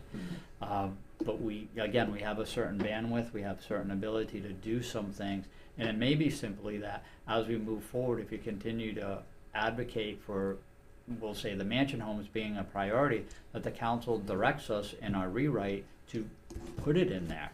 So when we stand in front of the public and say, well, what'd you change? Well, we reformatted everything, but we did make 1, 2, 3, 4 additions, and we can tell you what they are, but we didn't sneak anything in, nothing got done. This became a priority of someone, therefore it made it into the regulation. Yeah. So You know. yeah, and I appreciate that. I think the impression that I've got, just I guess last bit I'll say, so this Horsley Witten started working it was 2019. 2019, I think it. And Yeah. this, this is saying up at the top that this was presented to the planning board 3 years ago, July of 2022. We know it's come up at a handful of meetings, and it just hasn't been substantive discussion. Like, it seems like bandwidth is obviously going to be a concern, but it seems to me it's one of those things that you would have time for if you wanted it to get done. And I say you as in, it's a global you. I don't mean you. Collective. So that's where a little bit of the frustration comes in, where we've had, it was close to $100,000 of town money that was put into this, and it's just sort of sitting there, which, if we could even get we do care about this, we're going to put it in after we deal with the form-based code. I think the form-based code is so worthwhile, and I think that's a great thing to put to the front. But it does sort of feel like it's just going to sit. And I don't love that. So my take, and please don't feel that I disagree with anything you're saying. No, that's all right. No, that's all right. I mean, I'm going to express my frustration too, but go ahead. So by all means, you express yours. As an example, the cottage regulations, developed in Horsley Witten, refined. I've known Don Powers for almost 30 years now, prior to ever coming to South Kingston. I knew him when he was a younger architect working in Newport. Those were my first introductions to Don. I knew Rich Youngkin when he worked for Newport Collaborative 30 years ago, and I've worked on projects with Rich and Newport Collaborative. So I know some of the players, and I've worked on cottage regulations, I've worked on form-based code, I've worked in a community for close to 4 years who had a form-based code. They also had an architectural design guidelines, and when the form-based code was adopted, they actually had a charrette, and Congress of New Urbanism had designers come in and they wrote a model regulation. Well, you know what? The town adopted the model. Well, it was only ever intended to be a model. Yeah. So in the form-based code, the town has zoning regulations which all commercial development ties to the architectural design guidelines, which requires every commercial development to go to the Architectural Design Review Board. They wrote the model form-based code and didn't put a section in there that referred the form-based code to the architectural standards. Now, as a new planning director, I noticed that disconnect. In 4+ years there, I never told the developer there was no regulatory tie-in between the form-based code and the architectural design guidelines, but there wasn't. Someone actually read the code and what they had to do. So again, unintended consequences of moving something quickly through the process. But going back to the cottage regulations, staff recommended it to be in the R30 and the R40. And the planning board pulled it out of the R30 and the R40 because there was a whole conversation of, oh my God, it can't happen in the Oaks, and it can't happen in this development where a friend may live, or I know someone who lives over here, and they spent $1 million on their home, and there's a vacant lot next to them, and they don't want 6 lots there. So that same discussion potentially bogs down on the duplex discussion or the mansion home. That is, I can see that, and Joe, correct me if I'm wrong, well, that could happen on someone could buy a house on Ministerial Lane and make a mansion home out of it and put a 4-plex there, and now it's next to my single family home. there are vacant lots in the Oaks, there are smaller homes in the Oaks that I can buy, and I'm gonna tear it down and build a mansion home, and that won't be like the other single-family homes there, so it's not just as simple as adopting the regs. Part of it is education, advocacy, and making it a priority somehow. I don't have the answer to that. Now, again, you may be told 100 times no, don't give up, you just need that one it may not be this town council, maybe the next town council, it may not be this present planning board, it may be a different complexity of members of the planning board. You know, Joe's seen changes over the years on the planning board, and you know, Joe sitting here, you know, just, you know, he's been frustrated by it because he keeps bringing it back up, and to his, you know, to his point, there's brief discussion on it, and then it's on to the next agenda item. One of my But he frustrations. hasn't given up yet. Well, one of my frustrations in general, it's not just on this topic, is I don't think that in this town we do really good with the boards working together. I think that we're maybe each has their own piece of pie. I don't necessarily buy the argument of we're too busy, right? Because I think that to some extent, that's like a manager sitting in his office, and every time an employee comes in, I'm too busy right now. I'm too busy. That's not a good manager, right? A good manager has a lot of time because they delegate and they give other people responsibility, and then they just basically guide. And I think that there's a lesson there that we could learn. If you're asking the planning board to do it, okay, maybe it's not their priority. If you're telling the planning board that you're going to do it, you just want their guidance. That is, I think that's a better way to go. All right, I think that we need to. I do believe that the boards, and the planning board is maybe a higher level board, should be leveraging with all these land use categories. You know, we want the economic development part to work on this and come back. We want the affordable to this.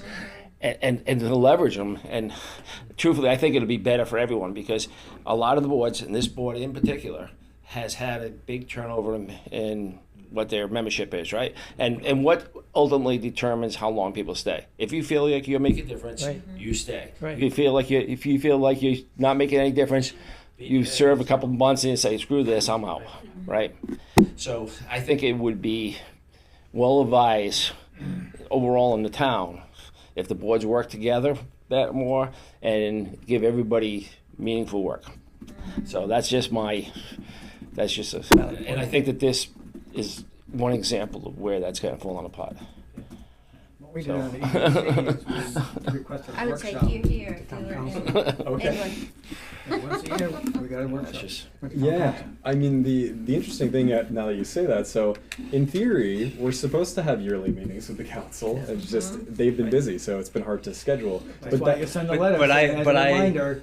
But I would argue it goes try. back to Joe's point. We could try. Right. You need to be on. Right. For the their town calendar. council not to Yes. have planned Yes. those meetings with the boards in the first 3 months of the year, Yeah, to me, is not good management. yeah. You have a lot of priorities. probably get thrown off, which is probably due pretty point. But I look at it, and from my perspective, you look at the town manager and their staff is Jamie and all these people to accomplish what he needs to do. The town council's at a different level, right? There basically should be thoughts and and all this policy and that type of stuff, and they should be looking at the boards as their staff. Absolutely. You know, so Yeah. that's the way. That's how I think of it. That's the way I The would- town manager staff is all the employees. The town council staff is all the boards. That's how I think of it. Yeah. So let me just ask the question: Is there a means or a way for us? Like, what's the next step for us? I want to move this forward. Right. I think it's an opportunity for the housing committee to have a voice in how to move this forward. I don't know how to move it forward. Like, I don't know what the next step would be. Do we re-propose the draft to the planning board with We've the done expectation of saying, we want your feedback and we want input as to, we want to vote on it again? And, I don't think it's gonna do anything. I think because it's gonna do even, no, but maybe there's a means to get the feedback through bringing the draft back to the planning board and have that dialogue right in that You request. mean in person? Absolutely. Okay, that's different. Oh, Yeah. sorry, Yeah. yes. Yes, gotcha. Go to the Mhm. planning board meeting on the agenda with the meeting. I mean, I think part of it is accepting that, you know, the staff has a lot of priorities and they may not have to do that, and that's fine, and that's legit, and that's true. And the planning board has a lot of different land use categories and concerns, and they may not have this as a priority, and that's true, and that's legit, you know, so it's something that you want to carry the load on, so, and present it that way. I think that is. Yeah, and I think that would be okay for us to take that load and to with the guidance from the planning board and other committees. We're not, To- we're not asking, adjust the we're not staff to do, Yeah, we're not asking the planning board, we're just asking for guidance. Right, We'll carry right. the load. And we would have some, we would have had some meetings before then to prepare for that meeting. Oh, absolutely, yeah, I think so, Yeah, yeah, right, like yes. we would come It's not like with try to rush something to get as on the well. next planning board meeting. To yes. Amy's point, and I've used this terminology, I think, more often lately than I normally do over my 30-plus years of experience, is sometimes you need to slow down and speed up. So you have a model reg that hasn't gone anywhere. So take a step back and ask why. Okay? Take a hard look at it as a committee and say, why? Okay, let's pick it apart. I'm gonna put myself in a planning board member's seat. Why? Why haven't they adopted? What are their fears? What are their concerns? That's legit, Let's that's try definitely. and solve those. Going back into saying, you've had the, I mean, we had, you know, a lot of times for EDC, I just kept hearing is, you know, some students did a project 10 years ago, let's just adopt what they did. There were so many holes and errors and issues with what they did that literally most of the development scenarios they showed didn't have a chance of ever being built or adopted or had no sense in the marketplace of functional development. But EDC didn't give up advocating for developing a form-based code and moving forward. It's just they kind of had to refocus on how do we get from point A to point B. So, you know, part of that 100 no's means you need one less. Well, you've already been told, we'll say no 50 times, and you don't want to go back the 51st time with the same thing to be told no again. So why is the answer been no? Evaluate that, and you know what I'm hearing from everybody is, you know, here we are pushing almost 2 hours. We're on our second agenda item, and my wife would tell me, because I move in many directions, often at high speeds, but don't always look back at the direction I was just in. I have staff that goes back and looks at that. It's, why are we here? Why have we not been successful? Evaluate that in order to, let's slow down the speed up. Let's look at why we haven't been successful. Why isn't this a no-brainer to the planning board as it is a no-brainer to us?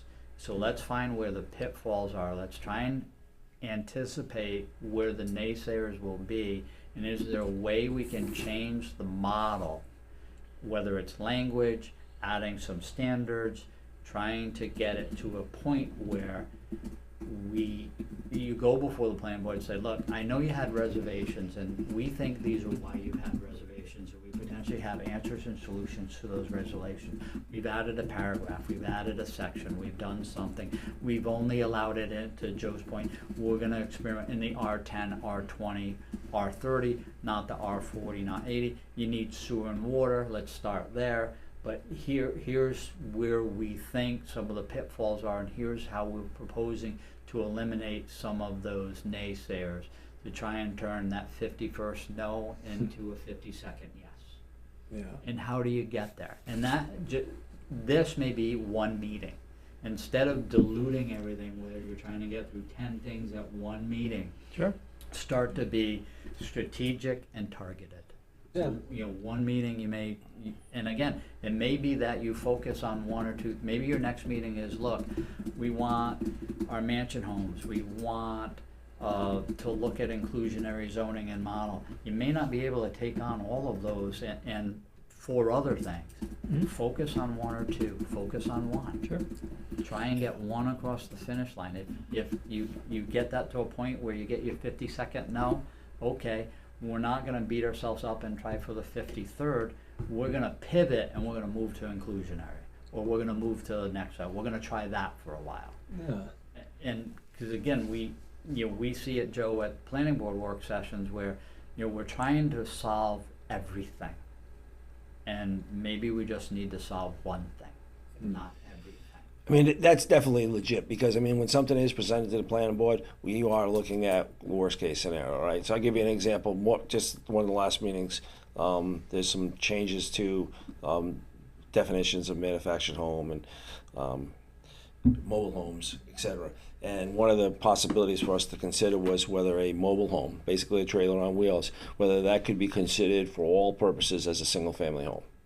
Right? And there's some good to that in some cases, because you can get much more affordable housing, right? And we have a need for that. But also, right off the bat, you're thinking, okay, well, if I combine that with a comprehensive permit, that means I can get maybe 5 or 6 of these on an acre, and there's no definition, we have to look at that just like a single-family home. So that means somebody in South County Hills could put 6 trailers, you know, on a lot. So, you know, you're thinking, well, that's not good. So there's yes, maybe we're too restrictive, but it takes thought to where it's appropriately would be and where it wouldn't be. And just to say, let's just count these all as single-family homes with no change, no difference. That's too far. And then someone, because part of it, will say, no, that's a mobile home. We don't allow mobile homes.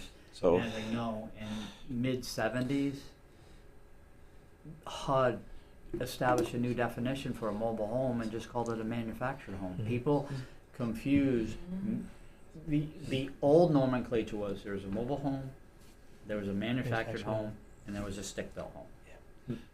In, I think it's 1974, HUD established a new rule with some standards associated with the manufacturing of a mobile home, and they changed the terminology to call a mobile home a manufactured home.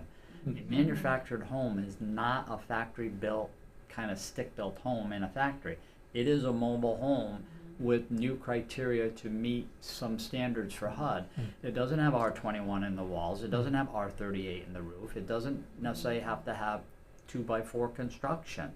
And it's still built on a chassis that's got an axle that the wheels can be put back on and it can be hauled away. Really nice ones, have beautiful skirts, and if you drove by them quickly, you would have no idea that they were actually this mobile/manufactured home category. But to Joe's point, not every developer is going to do that. That beautiful picture that sells why you do this, because someone's going to value engineer it. So the discussion is you know, does the town want to entertain it? And then everybody starts to think of, well, where, how, and what the abuse. And it's not abuse. It's what the development community is going to do with the new regulation. And they're gonna follow the rules and the law. So I'll agree with Jamie to a big extent, where when you look at the missing middle and way in front of the planning board, there is people that say, well, we got to consider all these options and want all these worst case scenarios, and that takes a big effort, and that's not our priority now. So you working through some of those and proposing something that is a piece of it with not a lot of those concerns may be a good way to go. But you know, I would say go ahead. I would say let's, should. you know, Yeah. and you know, I loved the discussion that we were having, Josh, about the inclusionary zone, or however we make that, you know, whatever, however we would look at that. But this, because it's so, it's farther. It's farther along. It seems like this might be our next priority. For sort of a single subject sit-down workshop, and make a plan. Mansion homes may be easier than the discussion of inclusionary and modifying them. And and it's been a while since I've read through this too. So like, how about that as sort of like a homework / early Absolutely. plan for our next meeting? Just Sounds good. everyone go through the draft regulations, start picking apart like things that we think might be pain points, trying to put our planning board hat on. That makes sense. And I mean, I feel I get the sense, like, you know, you're probably super busy, but if you have thoughts, like, feel free. Like, honestly, I think. Well, I would hope that planning would input, because you've experienced some of the original feedback, right? So you know some of those issues that you've articulated tonight as well as you others. go through this process, using Brian and I as a sounding board, and again, a lot of times we may I made the statement earlier that we may sound critical, but we're not trying to be critical. We're trying to tell you, based on our experience or all the influences we've had from the left, the right, the middle, and the top, have told us maybe don't go down that path. There's a landmine there. If you step on it, something may happen. You may choose to. Thank you for advising us. We're jumping both feet on it, and we'll see what happens, and maybe it's a dud. But we're trying to help you articulate a vision based on some of the experiences you have. And feel free to, I mean, if I'm staffing the meeting, or Brian's here, or Jay's at one of the meetings, you can agree to disagree with us. I mean, we're just trying to give you guidance and some knowledge based on our experience. It's okay if we don't agree. Again, you're the board who advises the council. We're just giving guidance to you. You know, so, Where is you this know, draft regulation? Yeah, so I can make sure to forward it to you.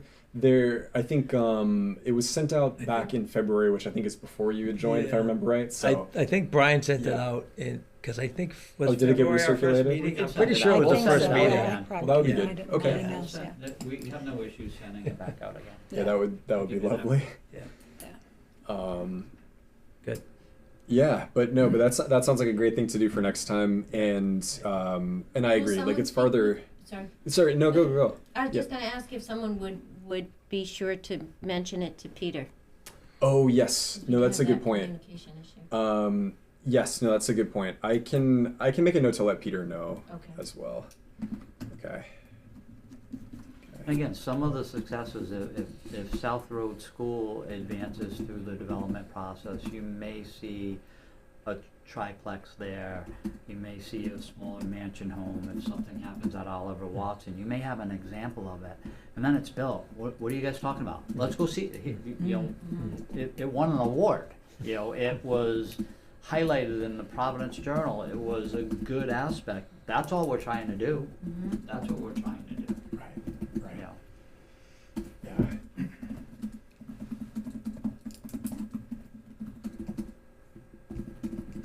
Okay. Well, that sounds good. Great discussion. We're already at 8:55, so I guess we can slide on to the last actual item here, which is an update on the town's meeting with the Rhode Island Housing Secretary, which I was told would probably be quick. So again, just to let you know, we met with the secretary, I believe it was the 14th. We had a great meeting. She had two of her staff with her. Jim Manny, Luke Murray, and I visited for almost 45 minutes in Jim's office. We then went out to South Road, showed her that site. We had handouts for them on all three sites. We had performers for all three sites. We explained to her our needs for infrastructure funding. We discussed potential avenues for that, but from a flow of information, we're having discussions internally. We'll be informing the town council, perhaps quick update on this coming Monday. But we have, I'm going through the town manager through the council, get them informed, and then we can work backwards and filling in the blanks with the collaborative and other committees. So I want to say we took away a lot of positives from the meeting. Awesome. Stay tuned. Awesome.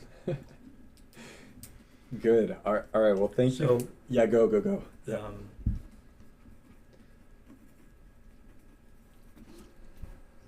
Did you speak at all about potential financing with them?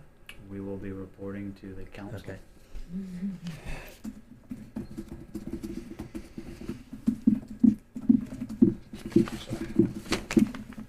All right. Well, very good. So I think I would propose we slide to item G, which is new discussion and future agenda items. I did have two quick things I wanted to sort of bring up, but I wanted to open the floor first if anybody else has stuff that might make sense on a future agenda or just quick to discuss. Yeah, but maybe it's a new discussion versus future. I'm just curious where you see the RFQ going next. Jamie, I know you propose to the town council that you slow it down a little bit from the South Road perspective, and they We'll know seem to more agree with after that. Monday. Okay. Okay. Stay tuned. Yeah. Or maybe I should just come in Monday night and. Yeah, again, Okay. I think there may be a brief discussion on it, but from an agenda standpoint, I believe it was continued to the August meeting. Oh, okay. So from the June Yeah. or early July meeting, Right. straight to August. Okay. Okay. I recommended. Yeah, I looked at the Yeah, I agenda. recommended a 3 month, Yes. 1 to 3 months, Yes. they went with 1 month. Okay. I have no issues with that. Okay. Awesome. So I think the only other things I wanted to plug. So first of all, this is adjacent to affordable housing, but it's sort of all tied in together. As we may have discussed, and as some of you may know, there is a budget shortfall for RIPTA. There always is. It feels like transit is never given the money that it needs. I just today saw a proposal for the cuts that they're planning as a result of the funding shortfall, and it is pretty brutal for South Kingstown.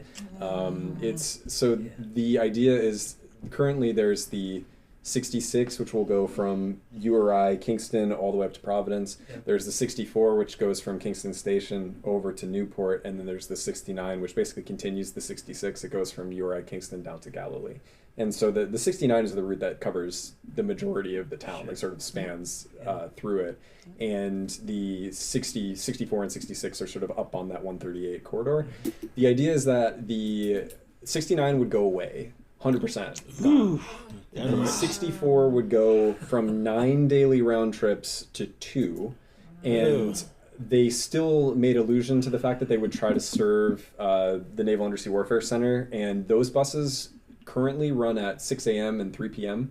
So as a bus commuter on that line, I would probably be switching to a 6 to 3 commute, either that or working remote. And I'm, I think if not for this board and a couple other things, I would be like, why am I even working in person if that's going to be like, I'm going to be waking up at 5 o'clock just to do work on my computer. Like I could do this from anywhere.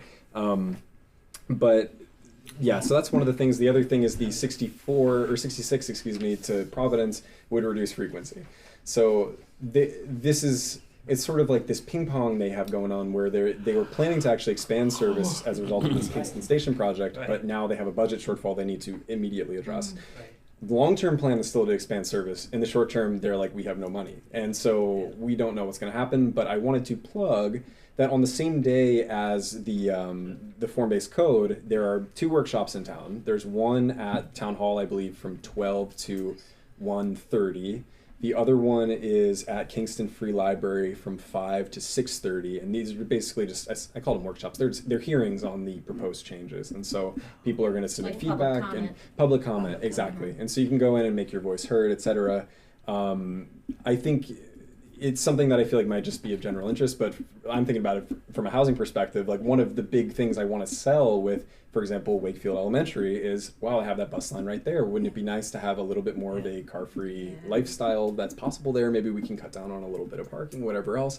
But if there's no bus line, not great. And there's also, a bunch of people who are already along that route now who would just be sort of stranded. Right. And Yeah, so I see people wait for the bus Always. stop all Yeah. along that corner. Exactly. So not great. I think, if we could show up to that would be lovely. I'm planning to, because I don't think I can get to the one in the middle of the day here. So I'm planning to show up to the one at the library maybe from 5 to 6-ish. And then there's a bus that'll take me down here, like maybe 6:10.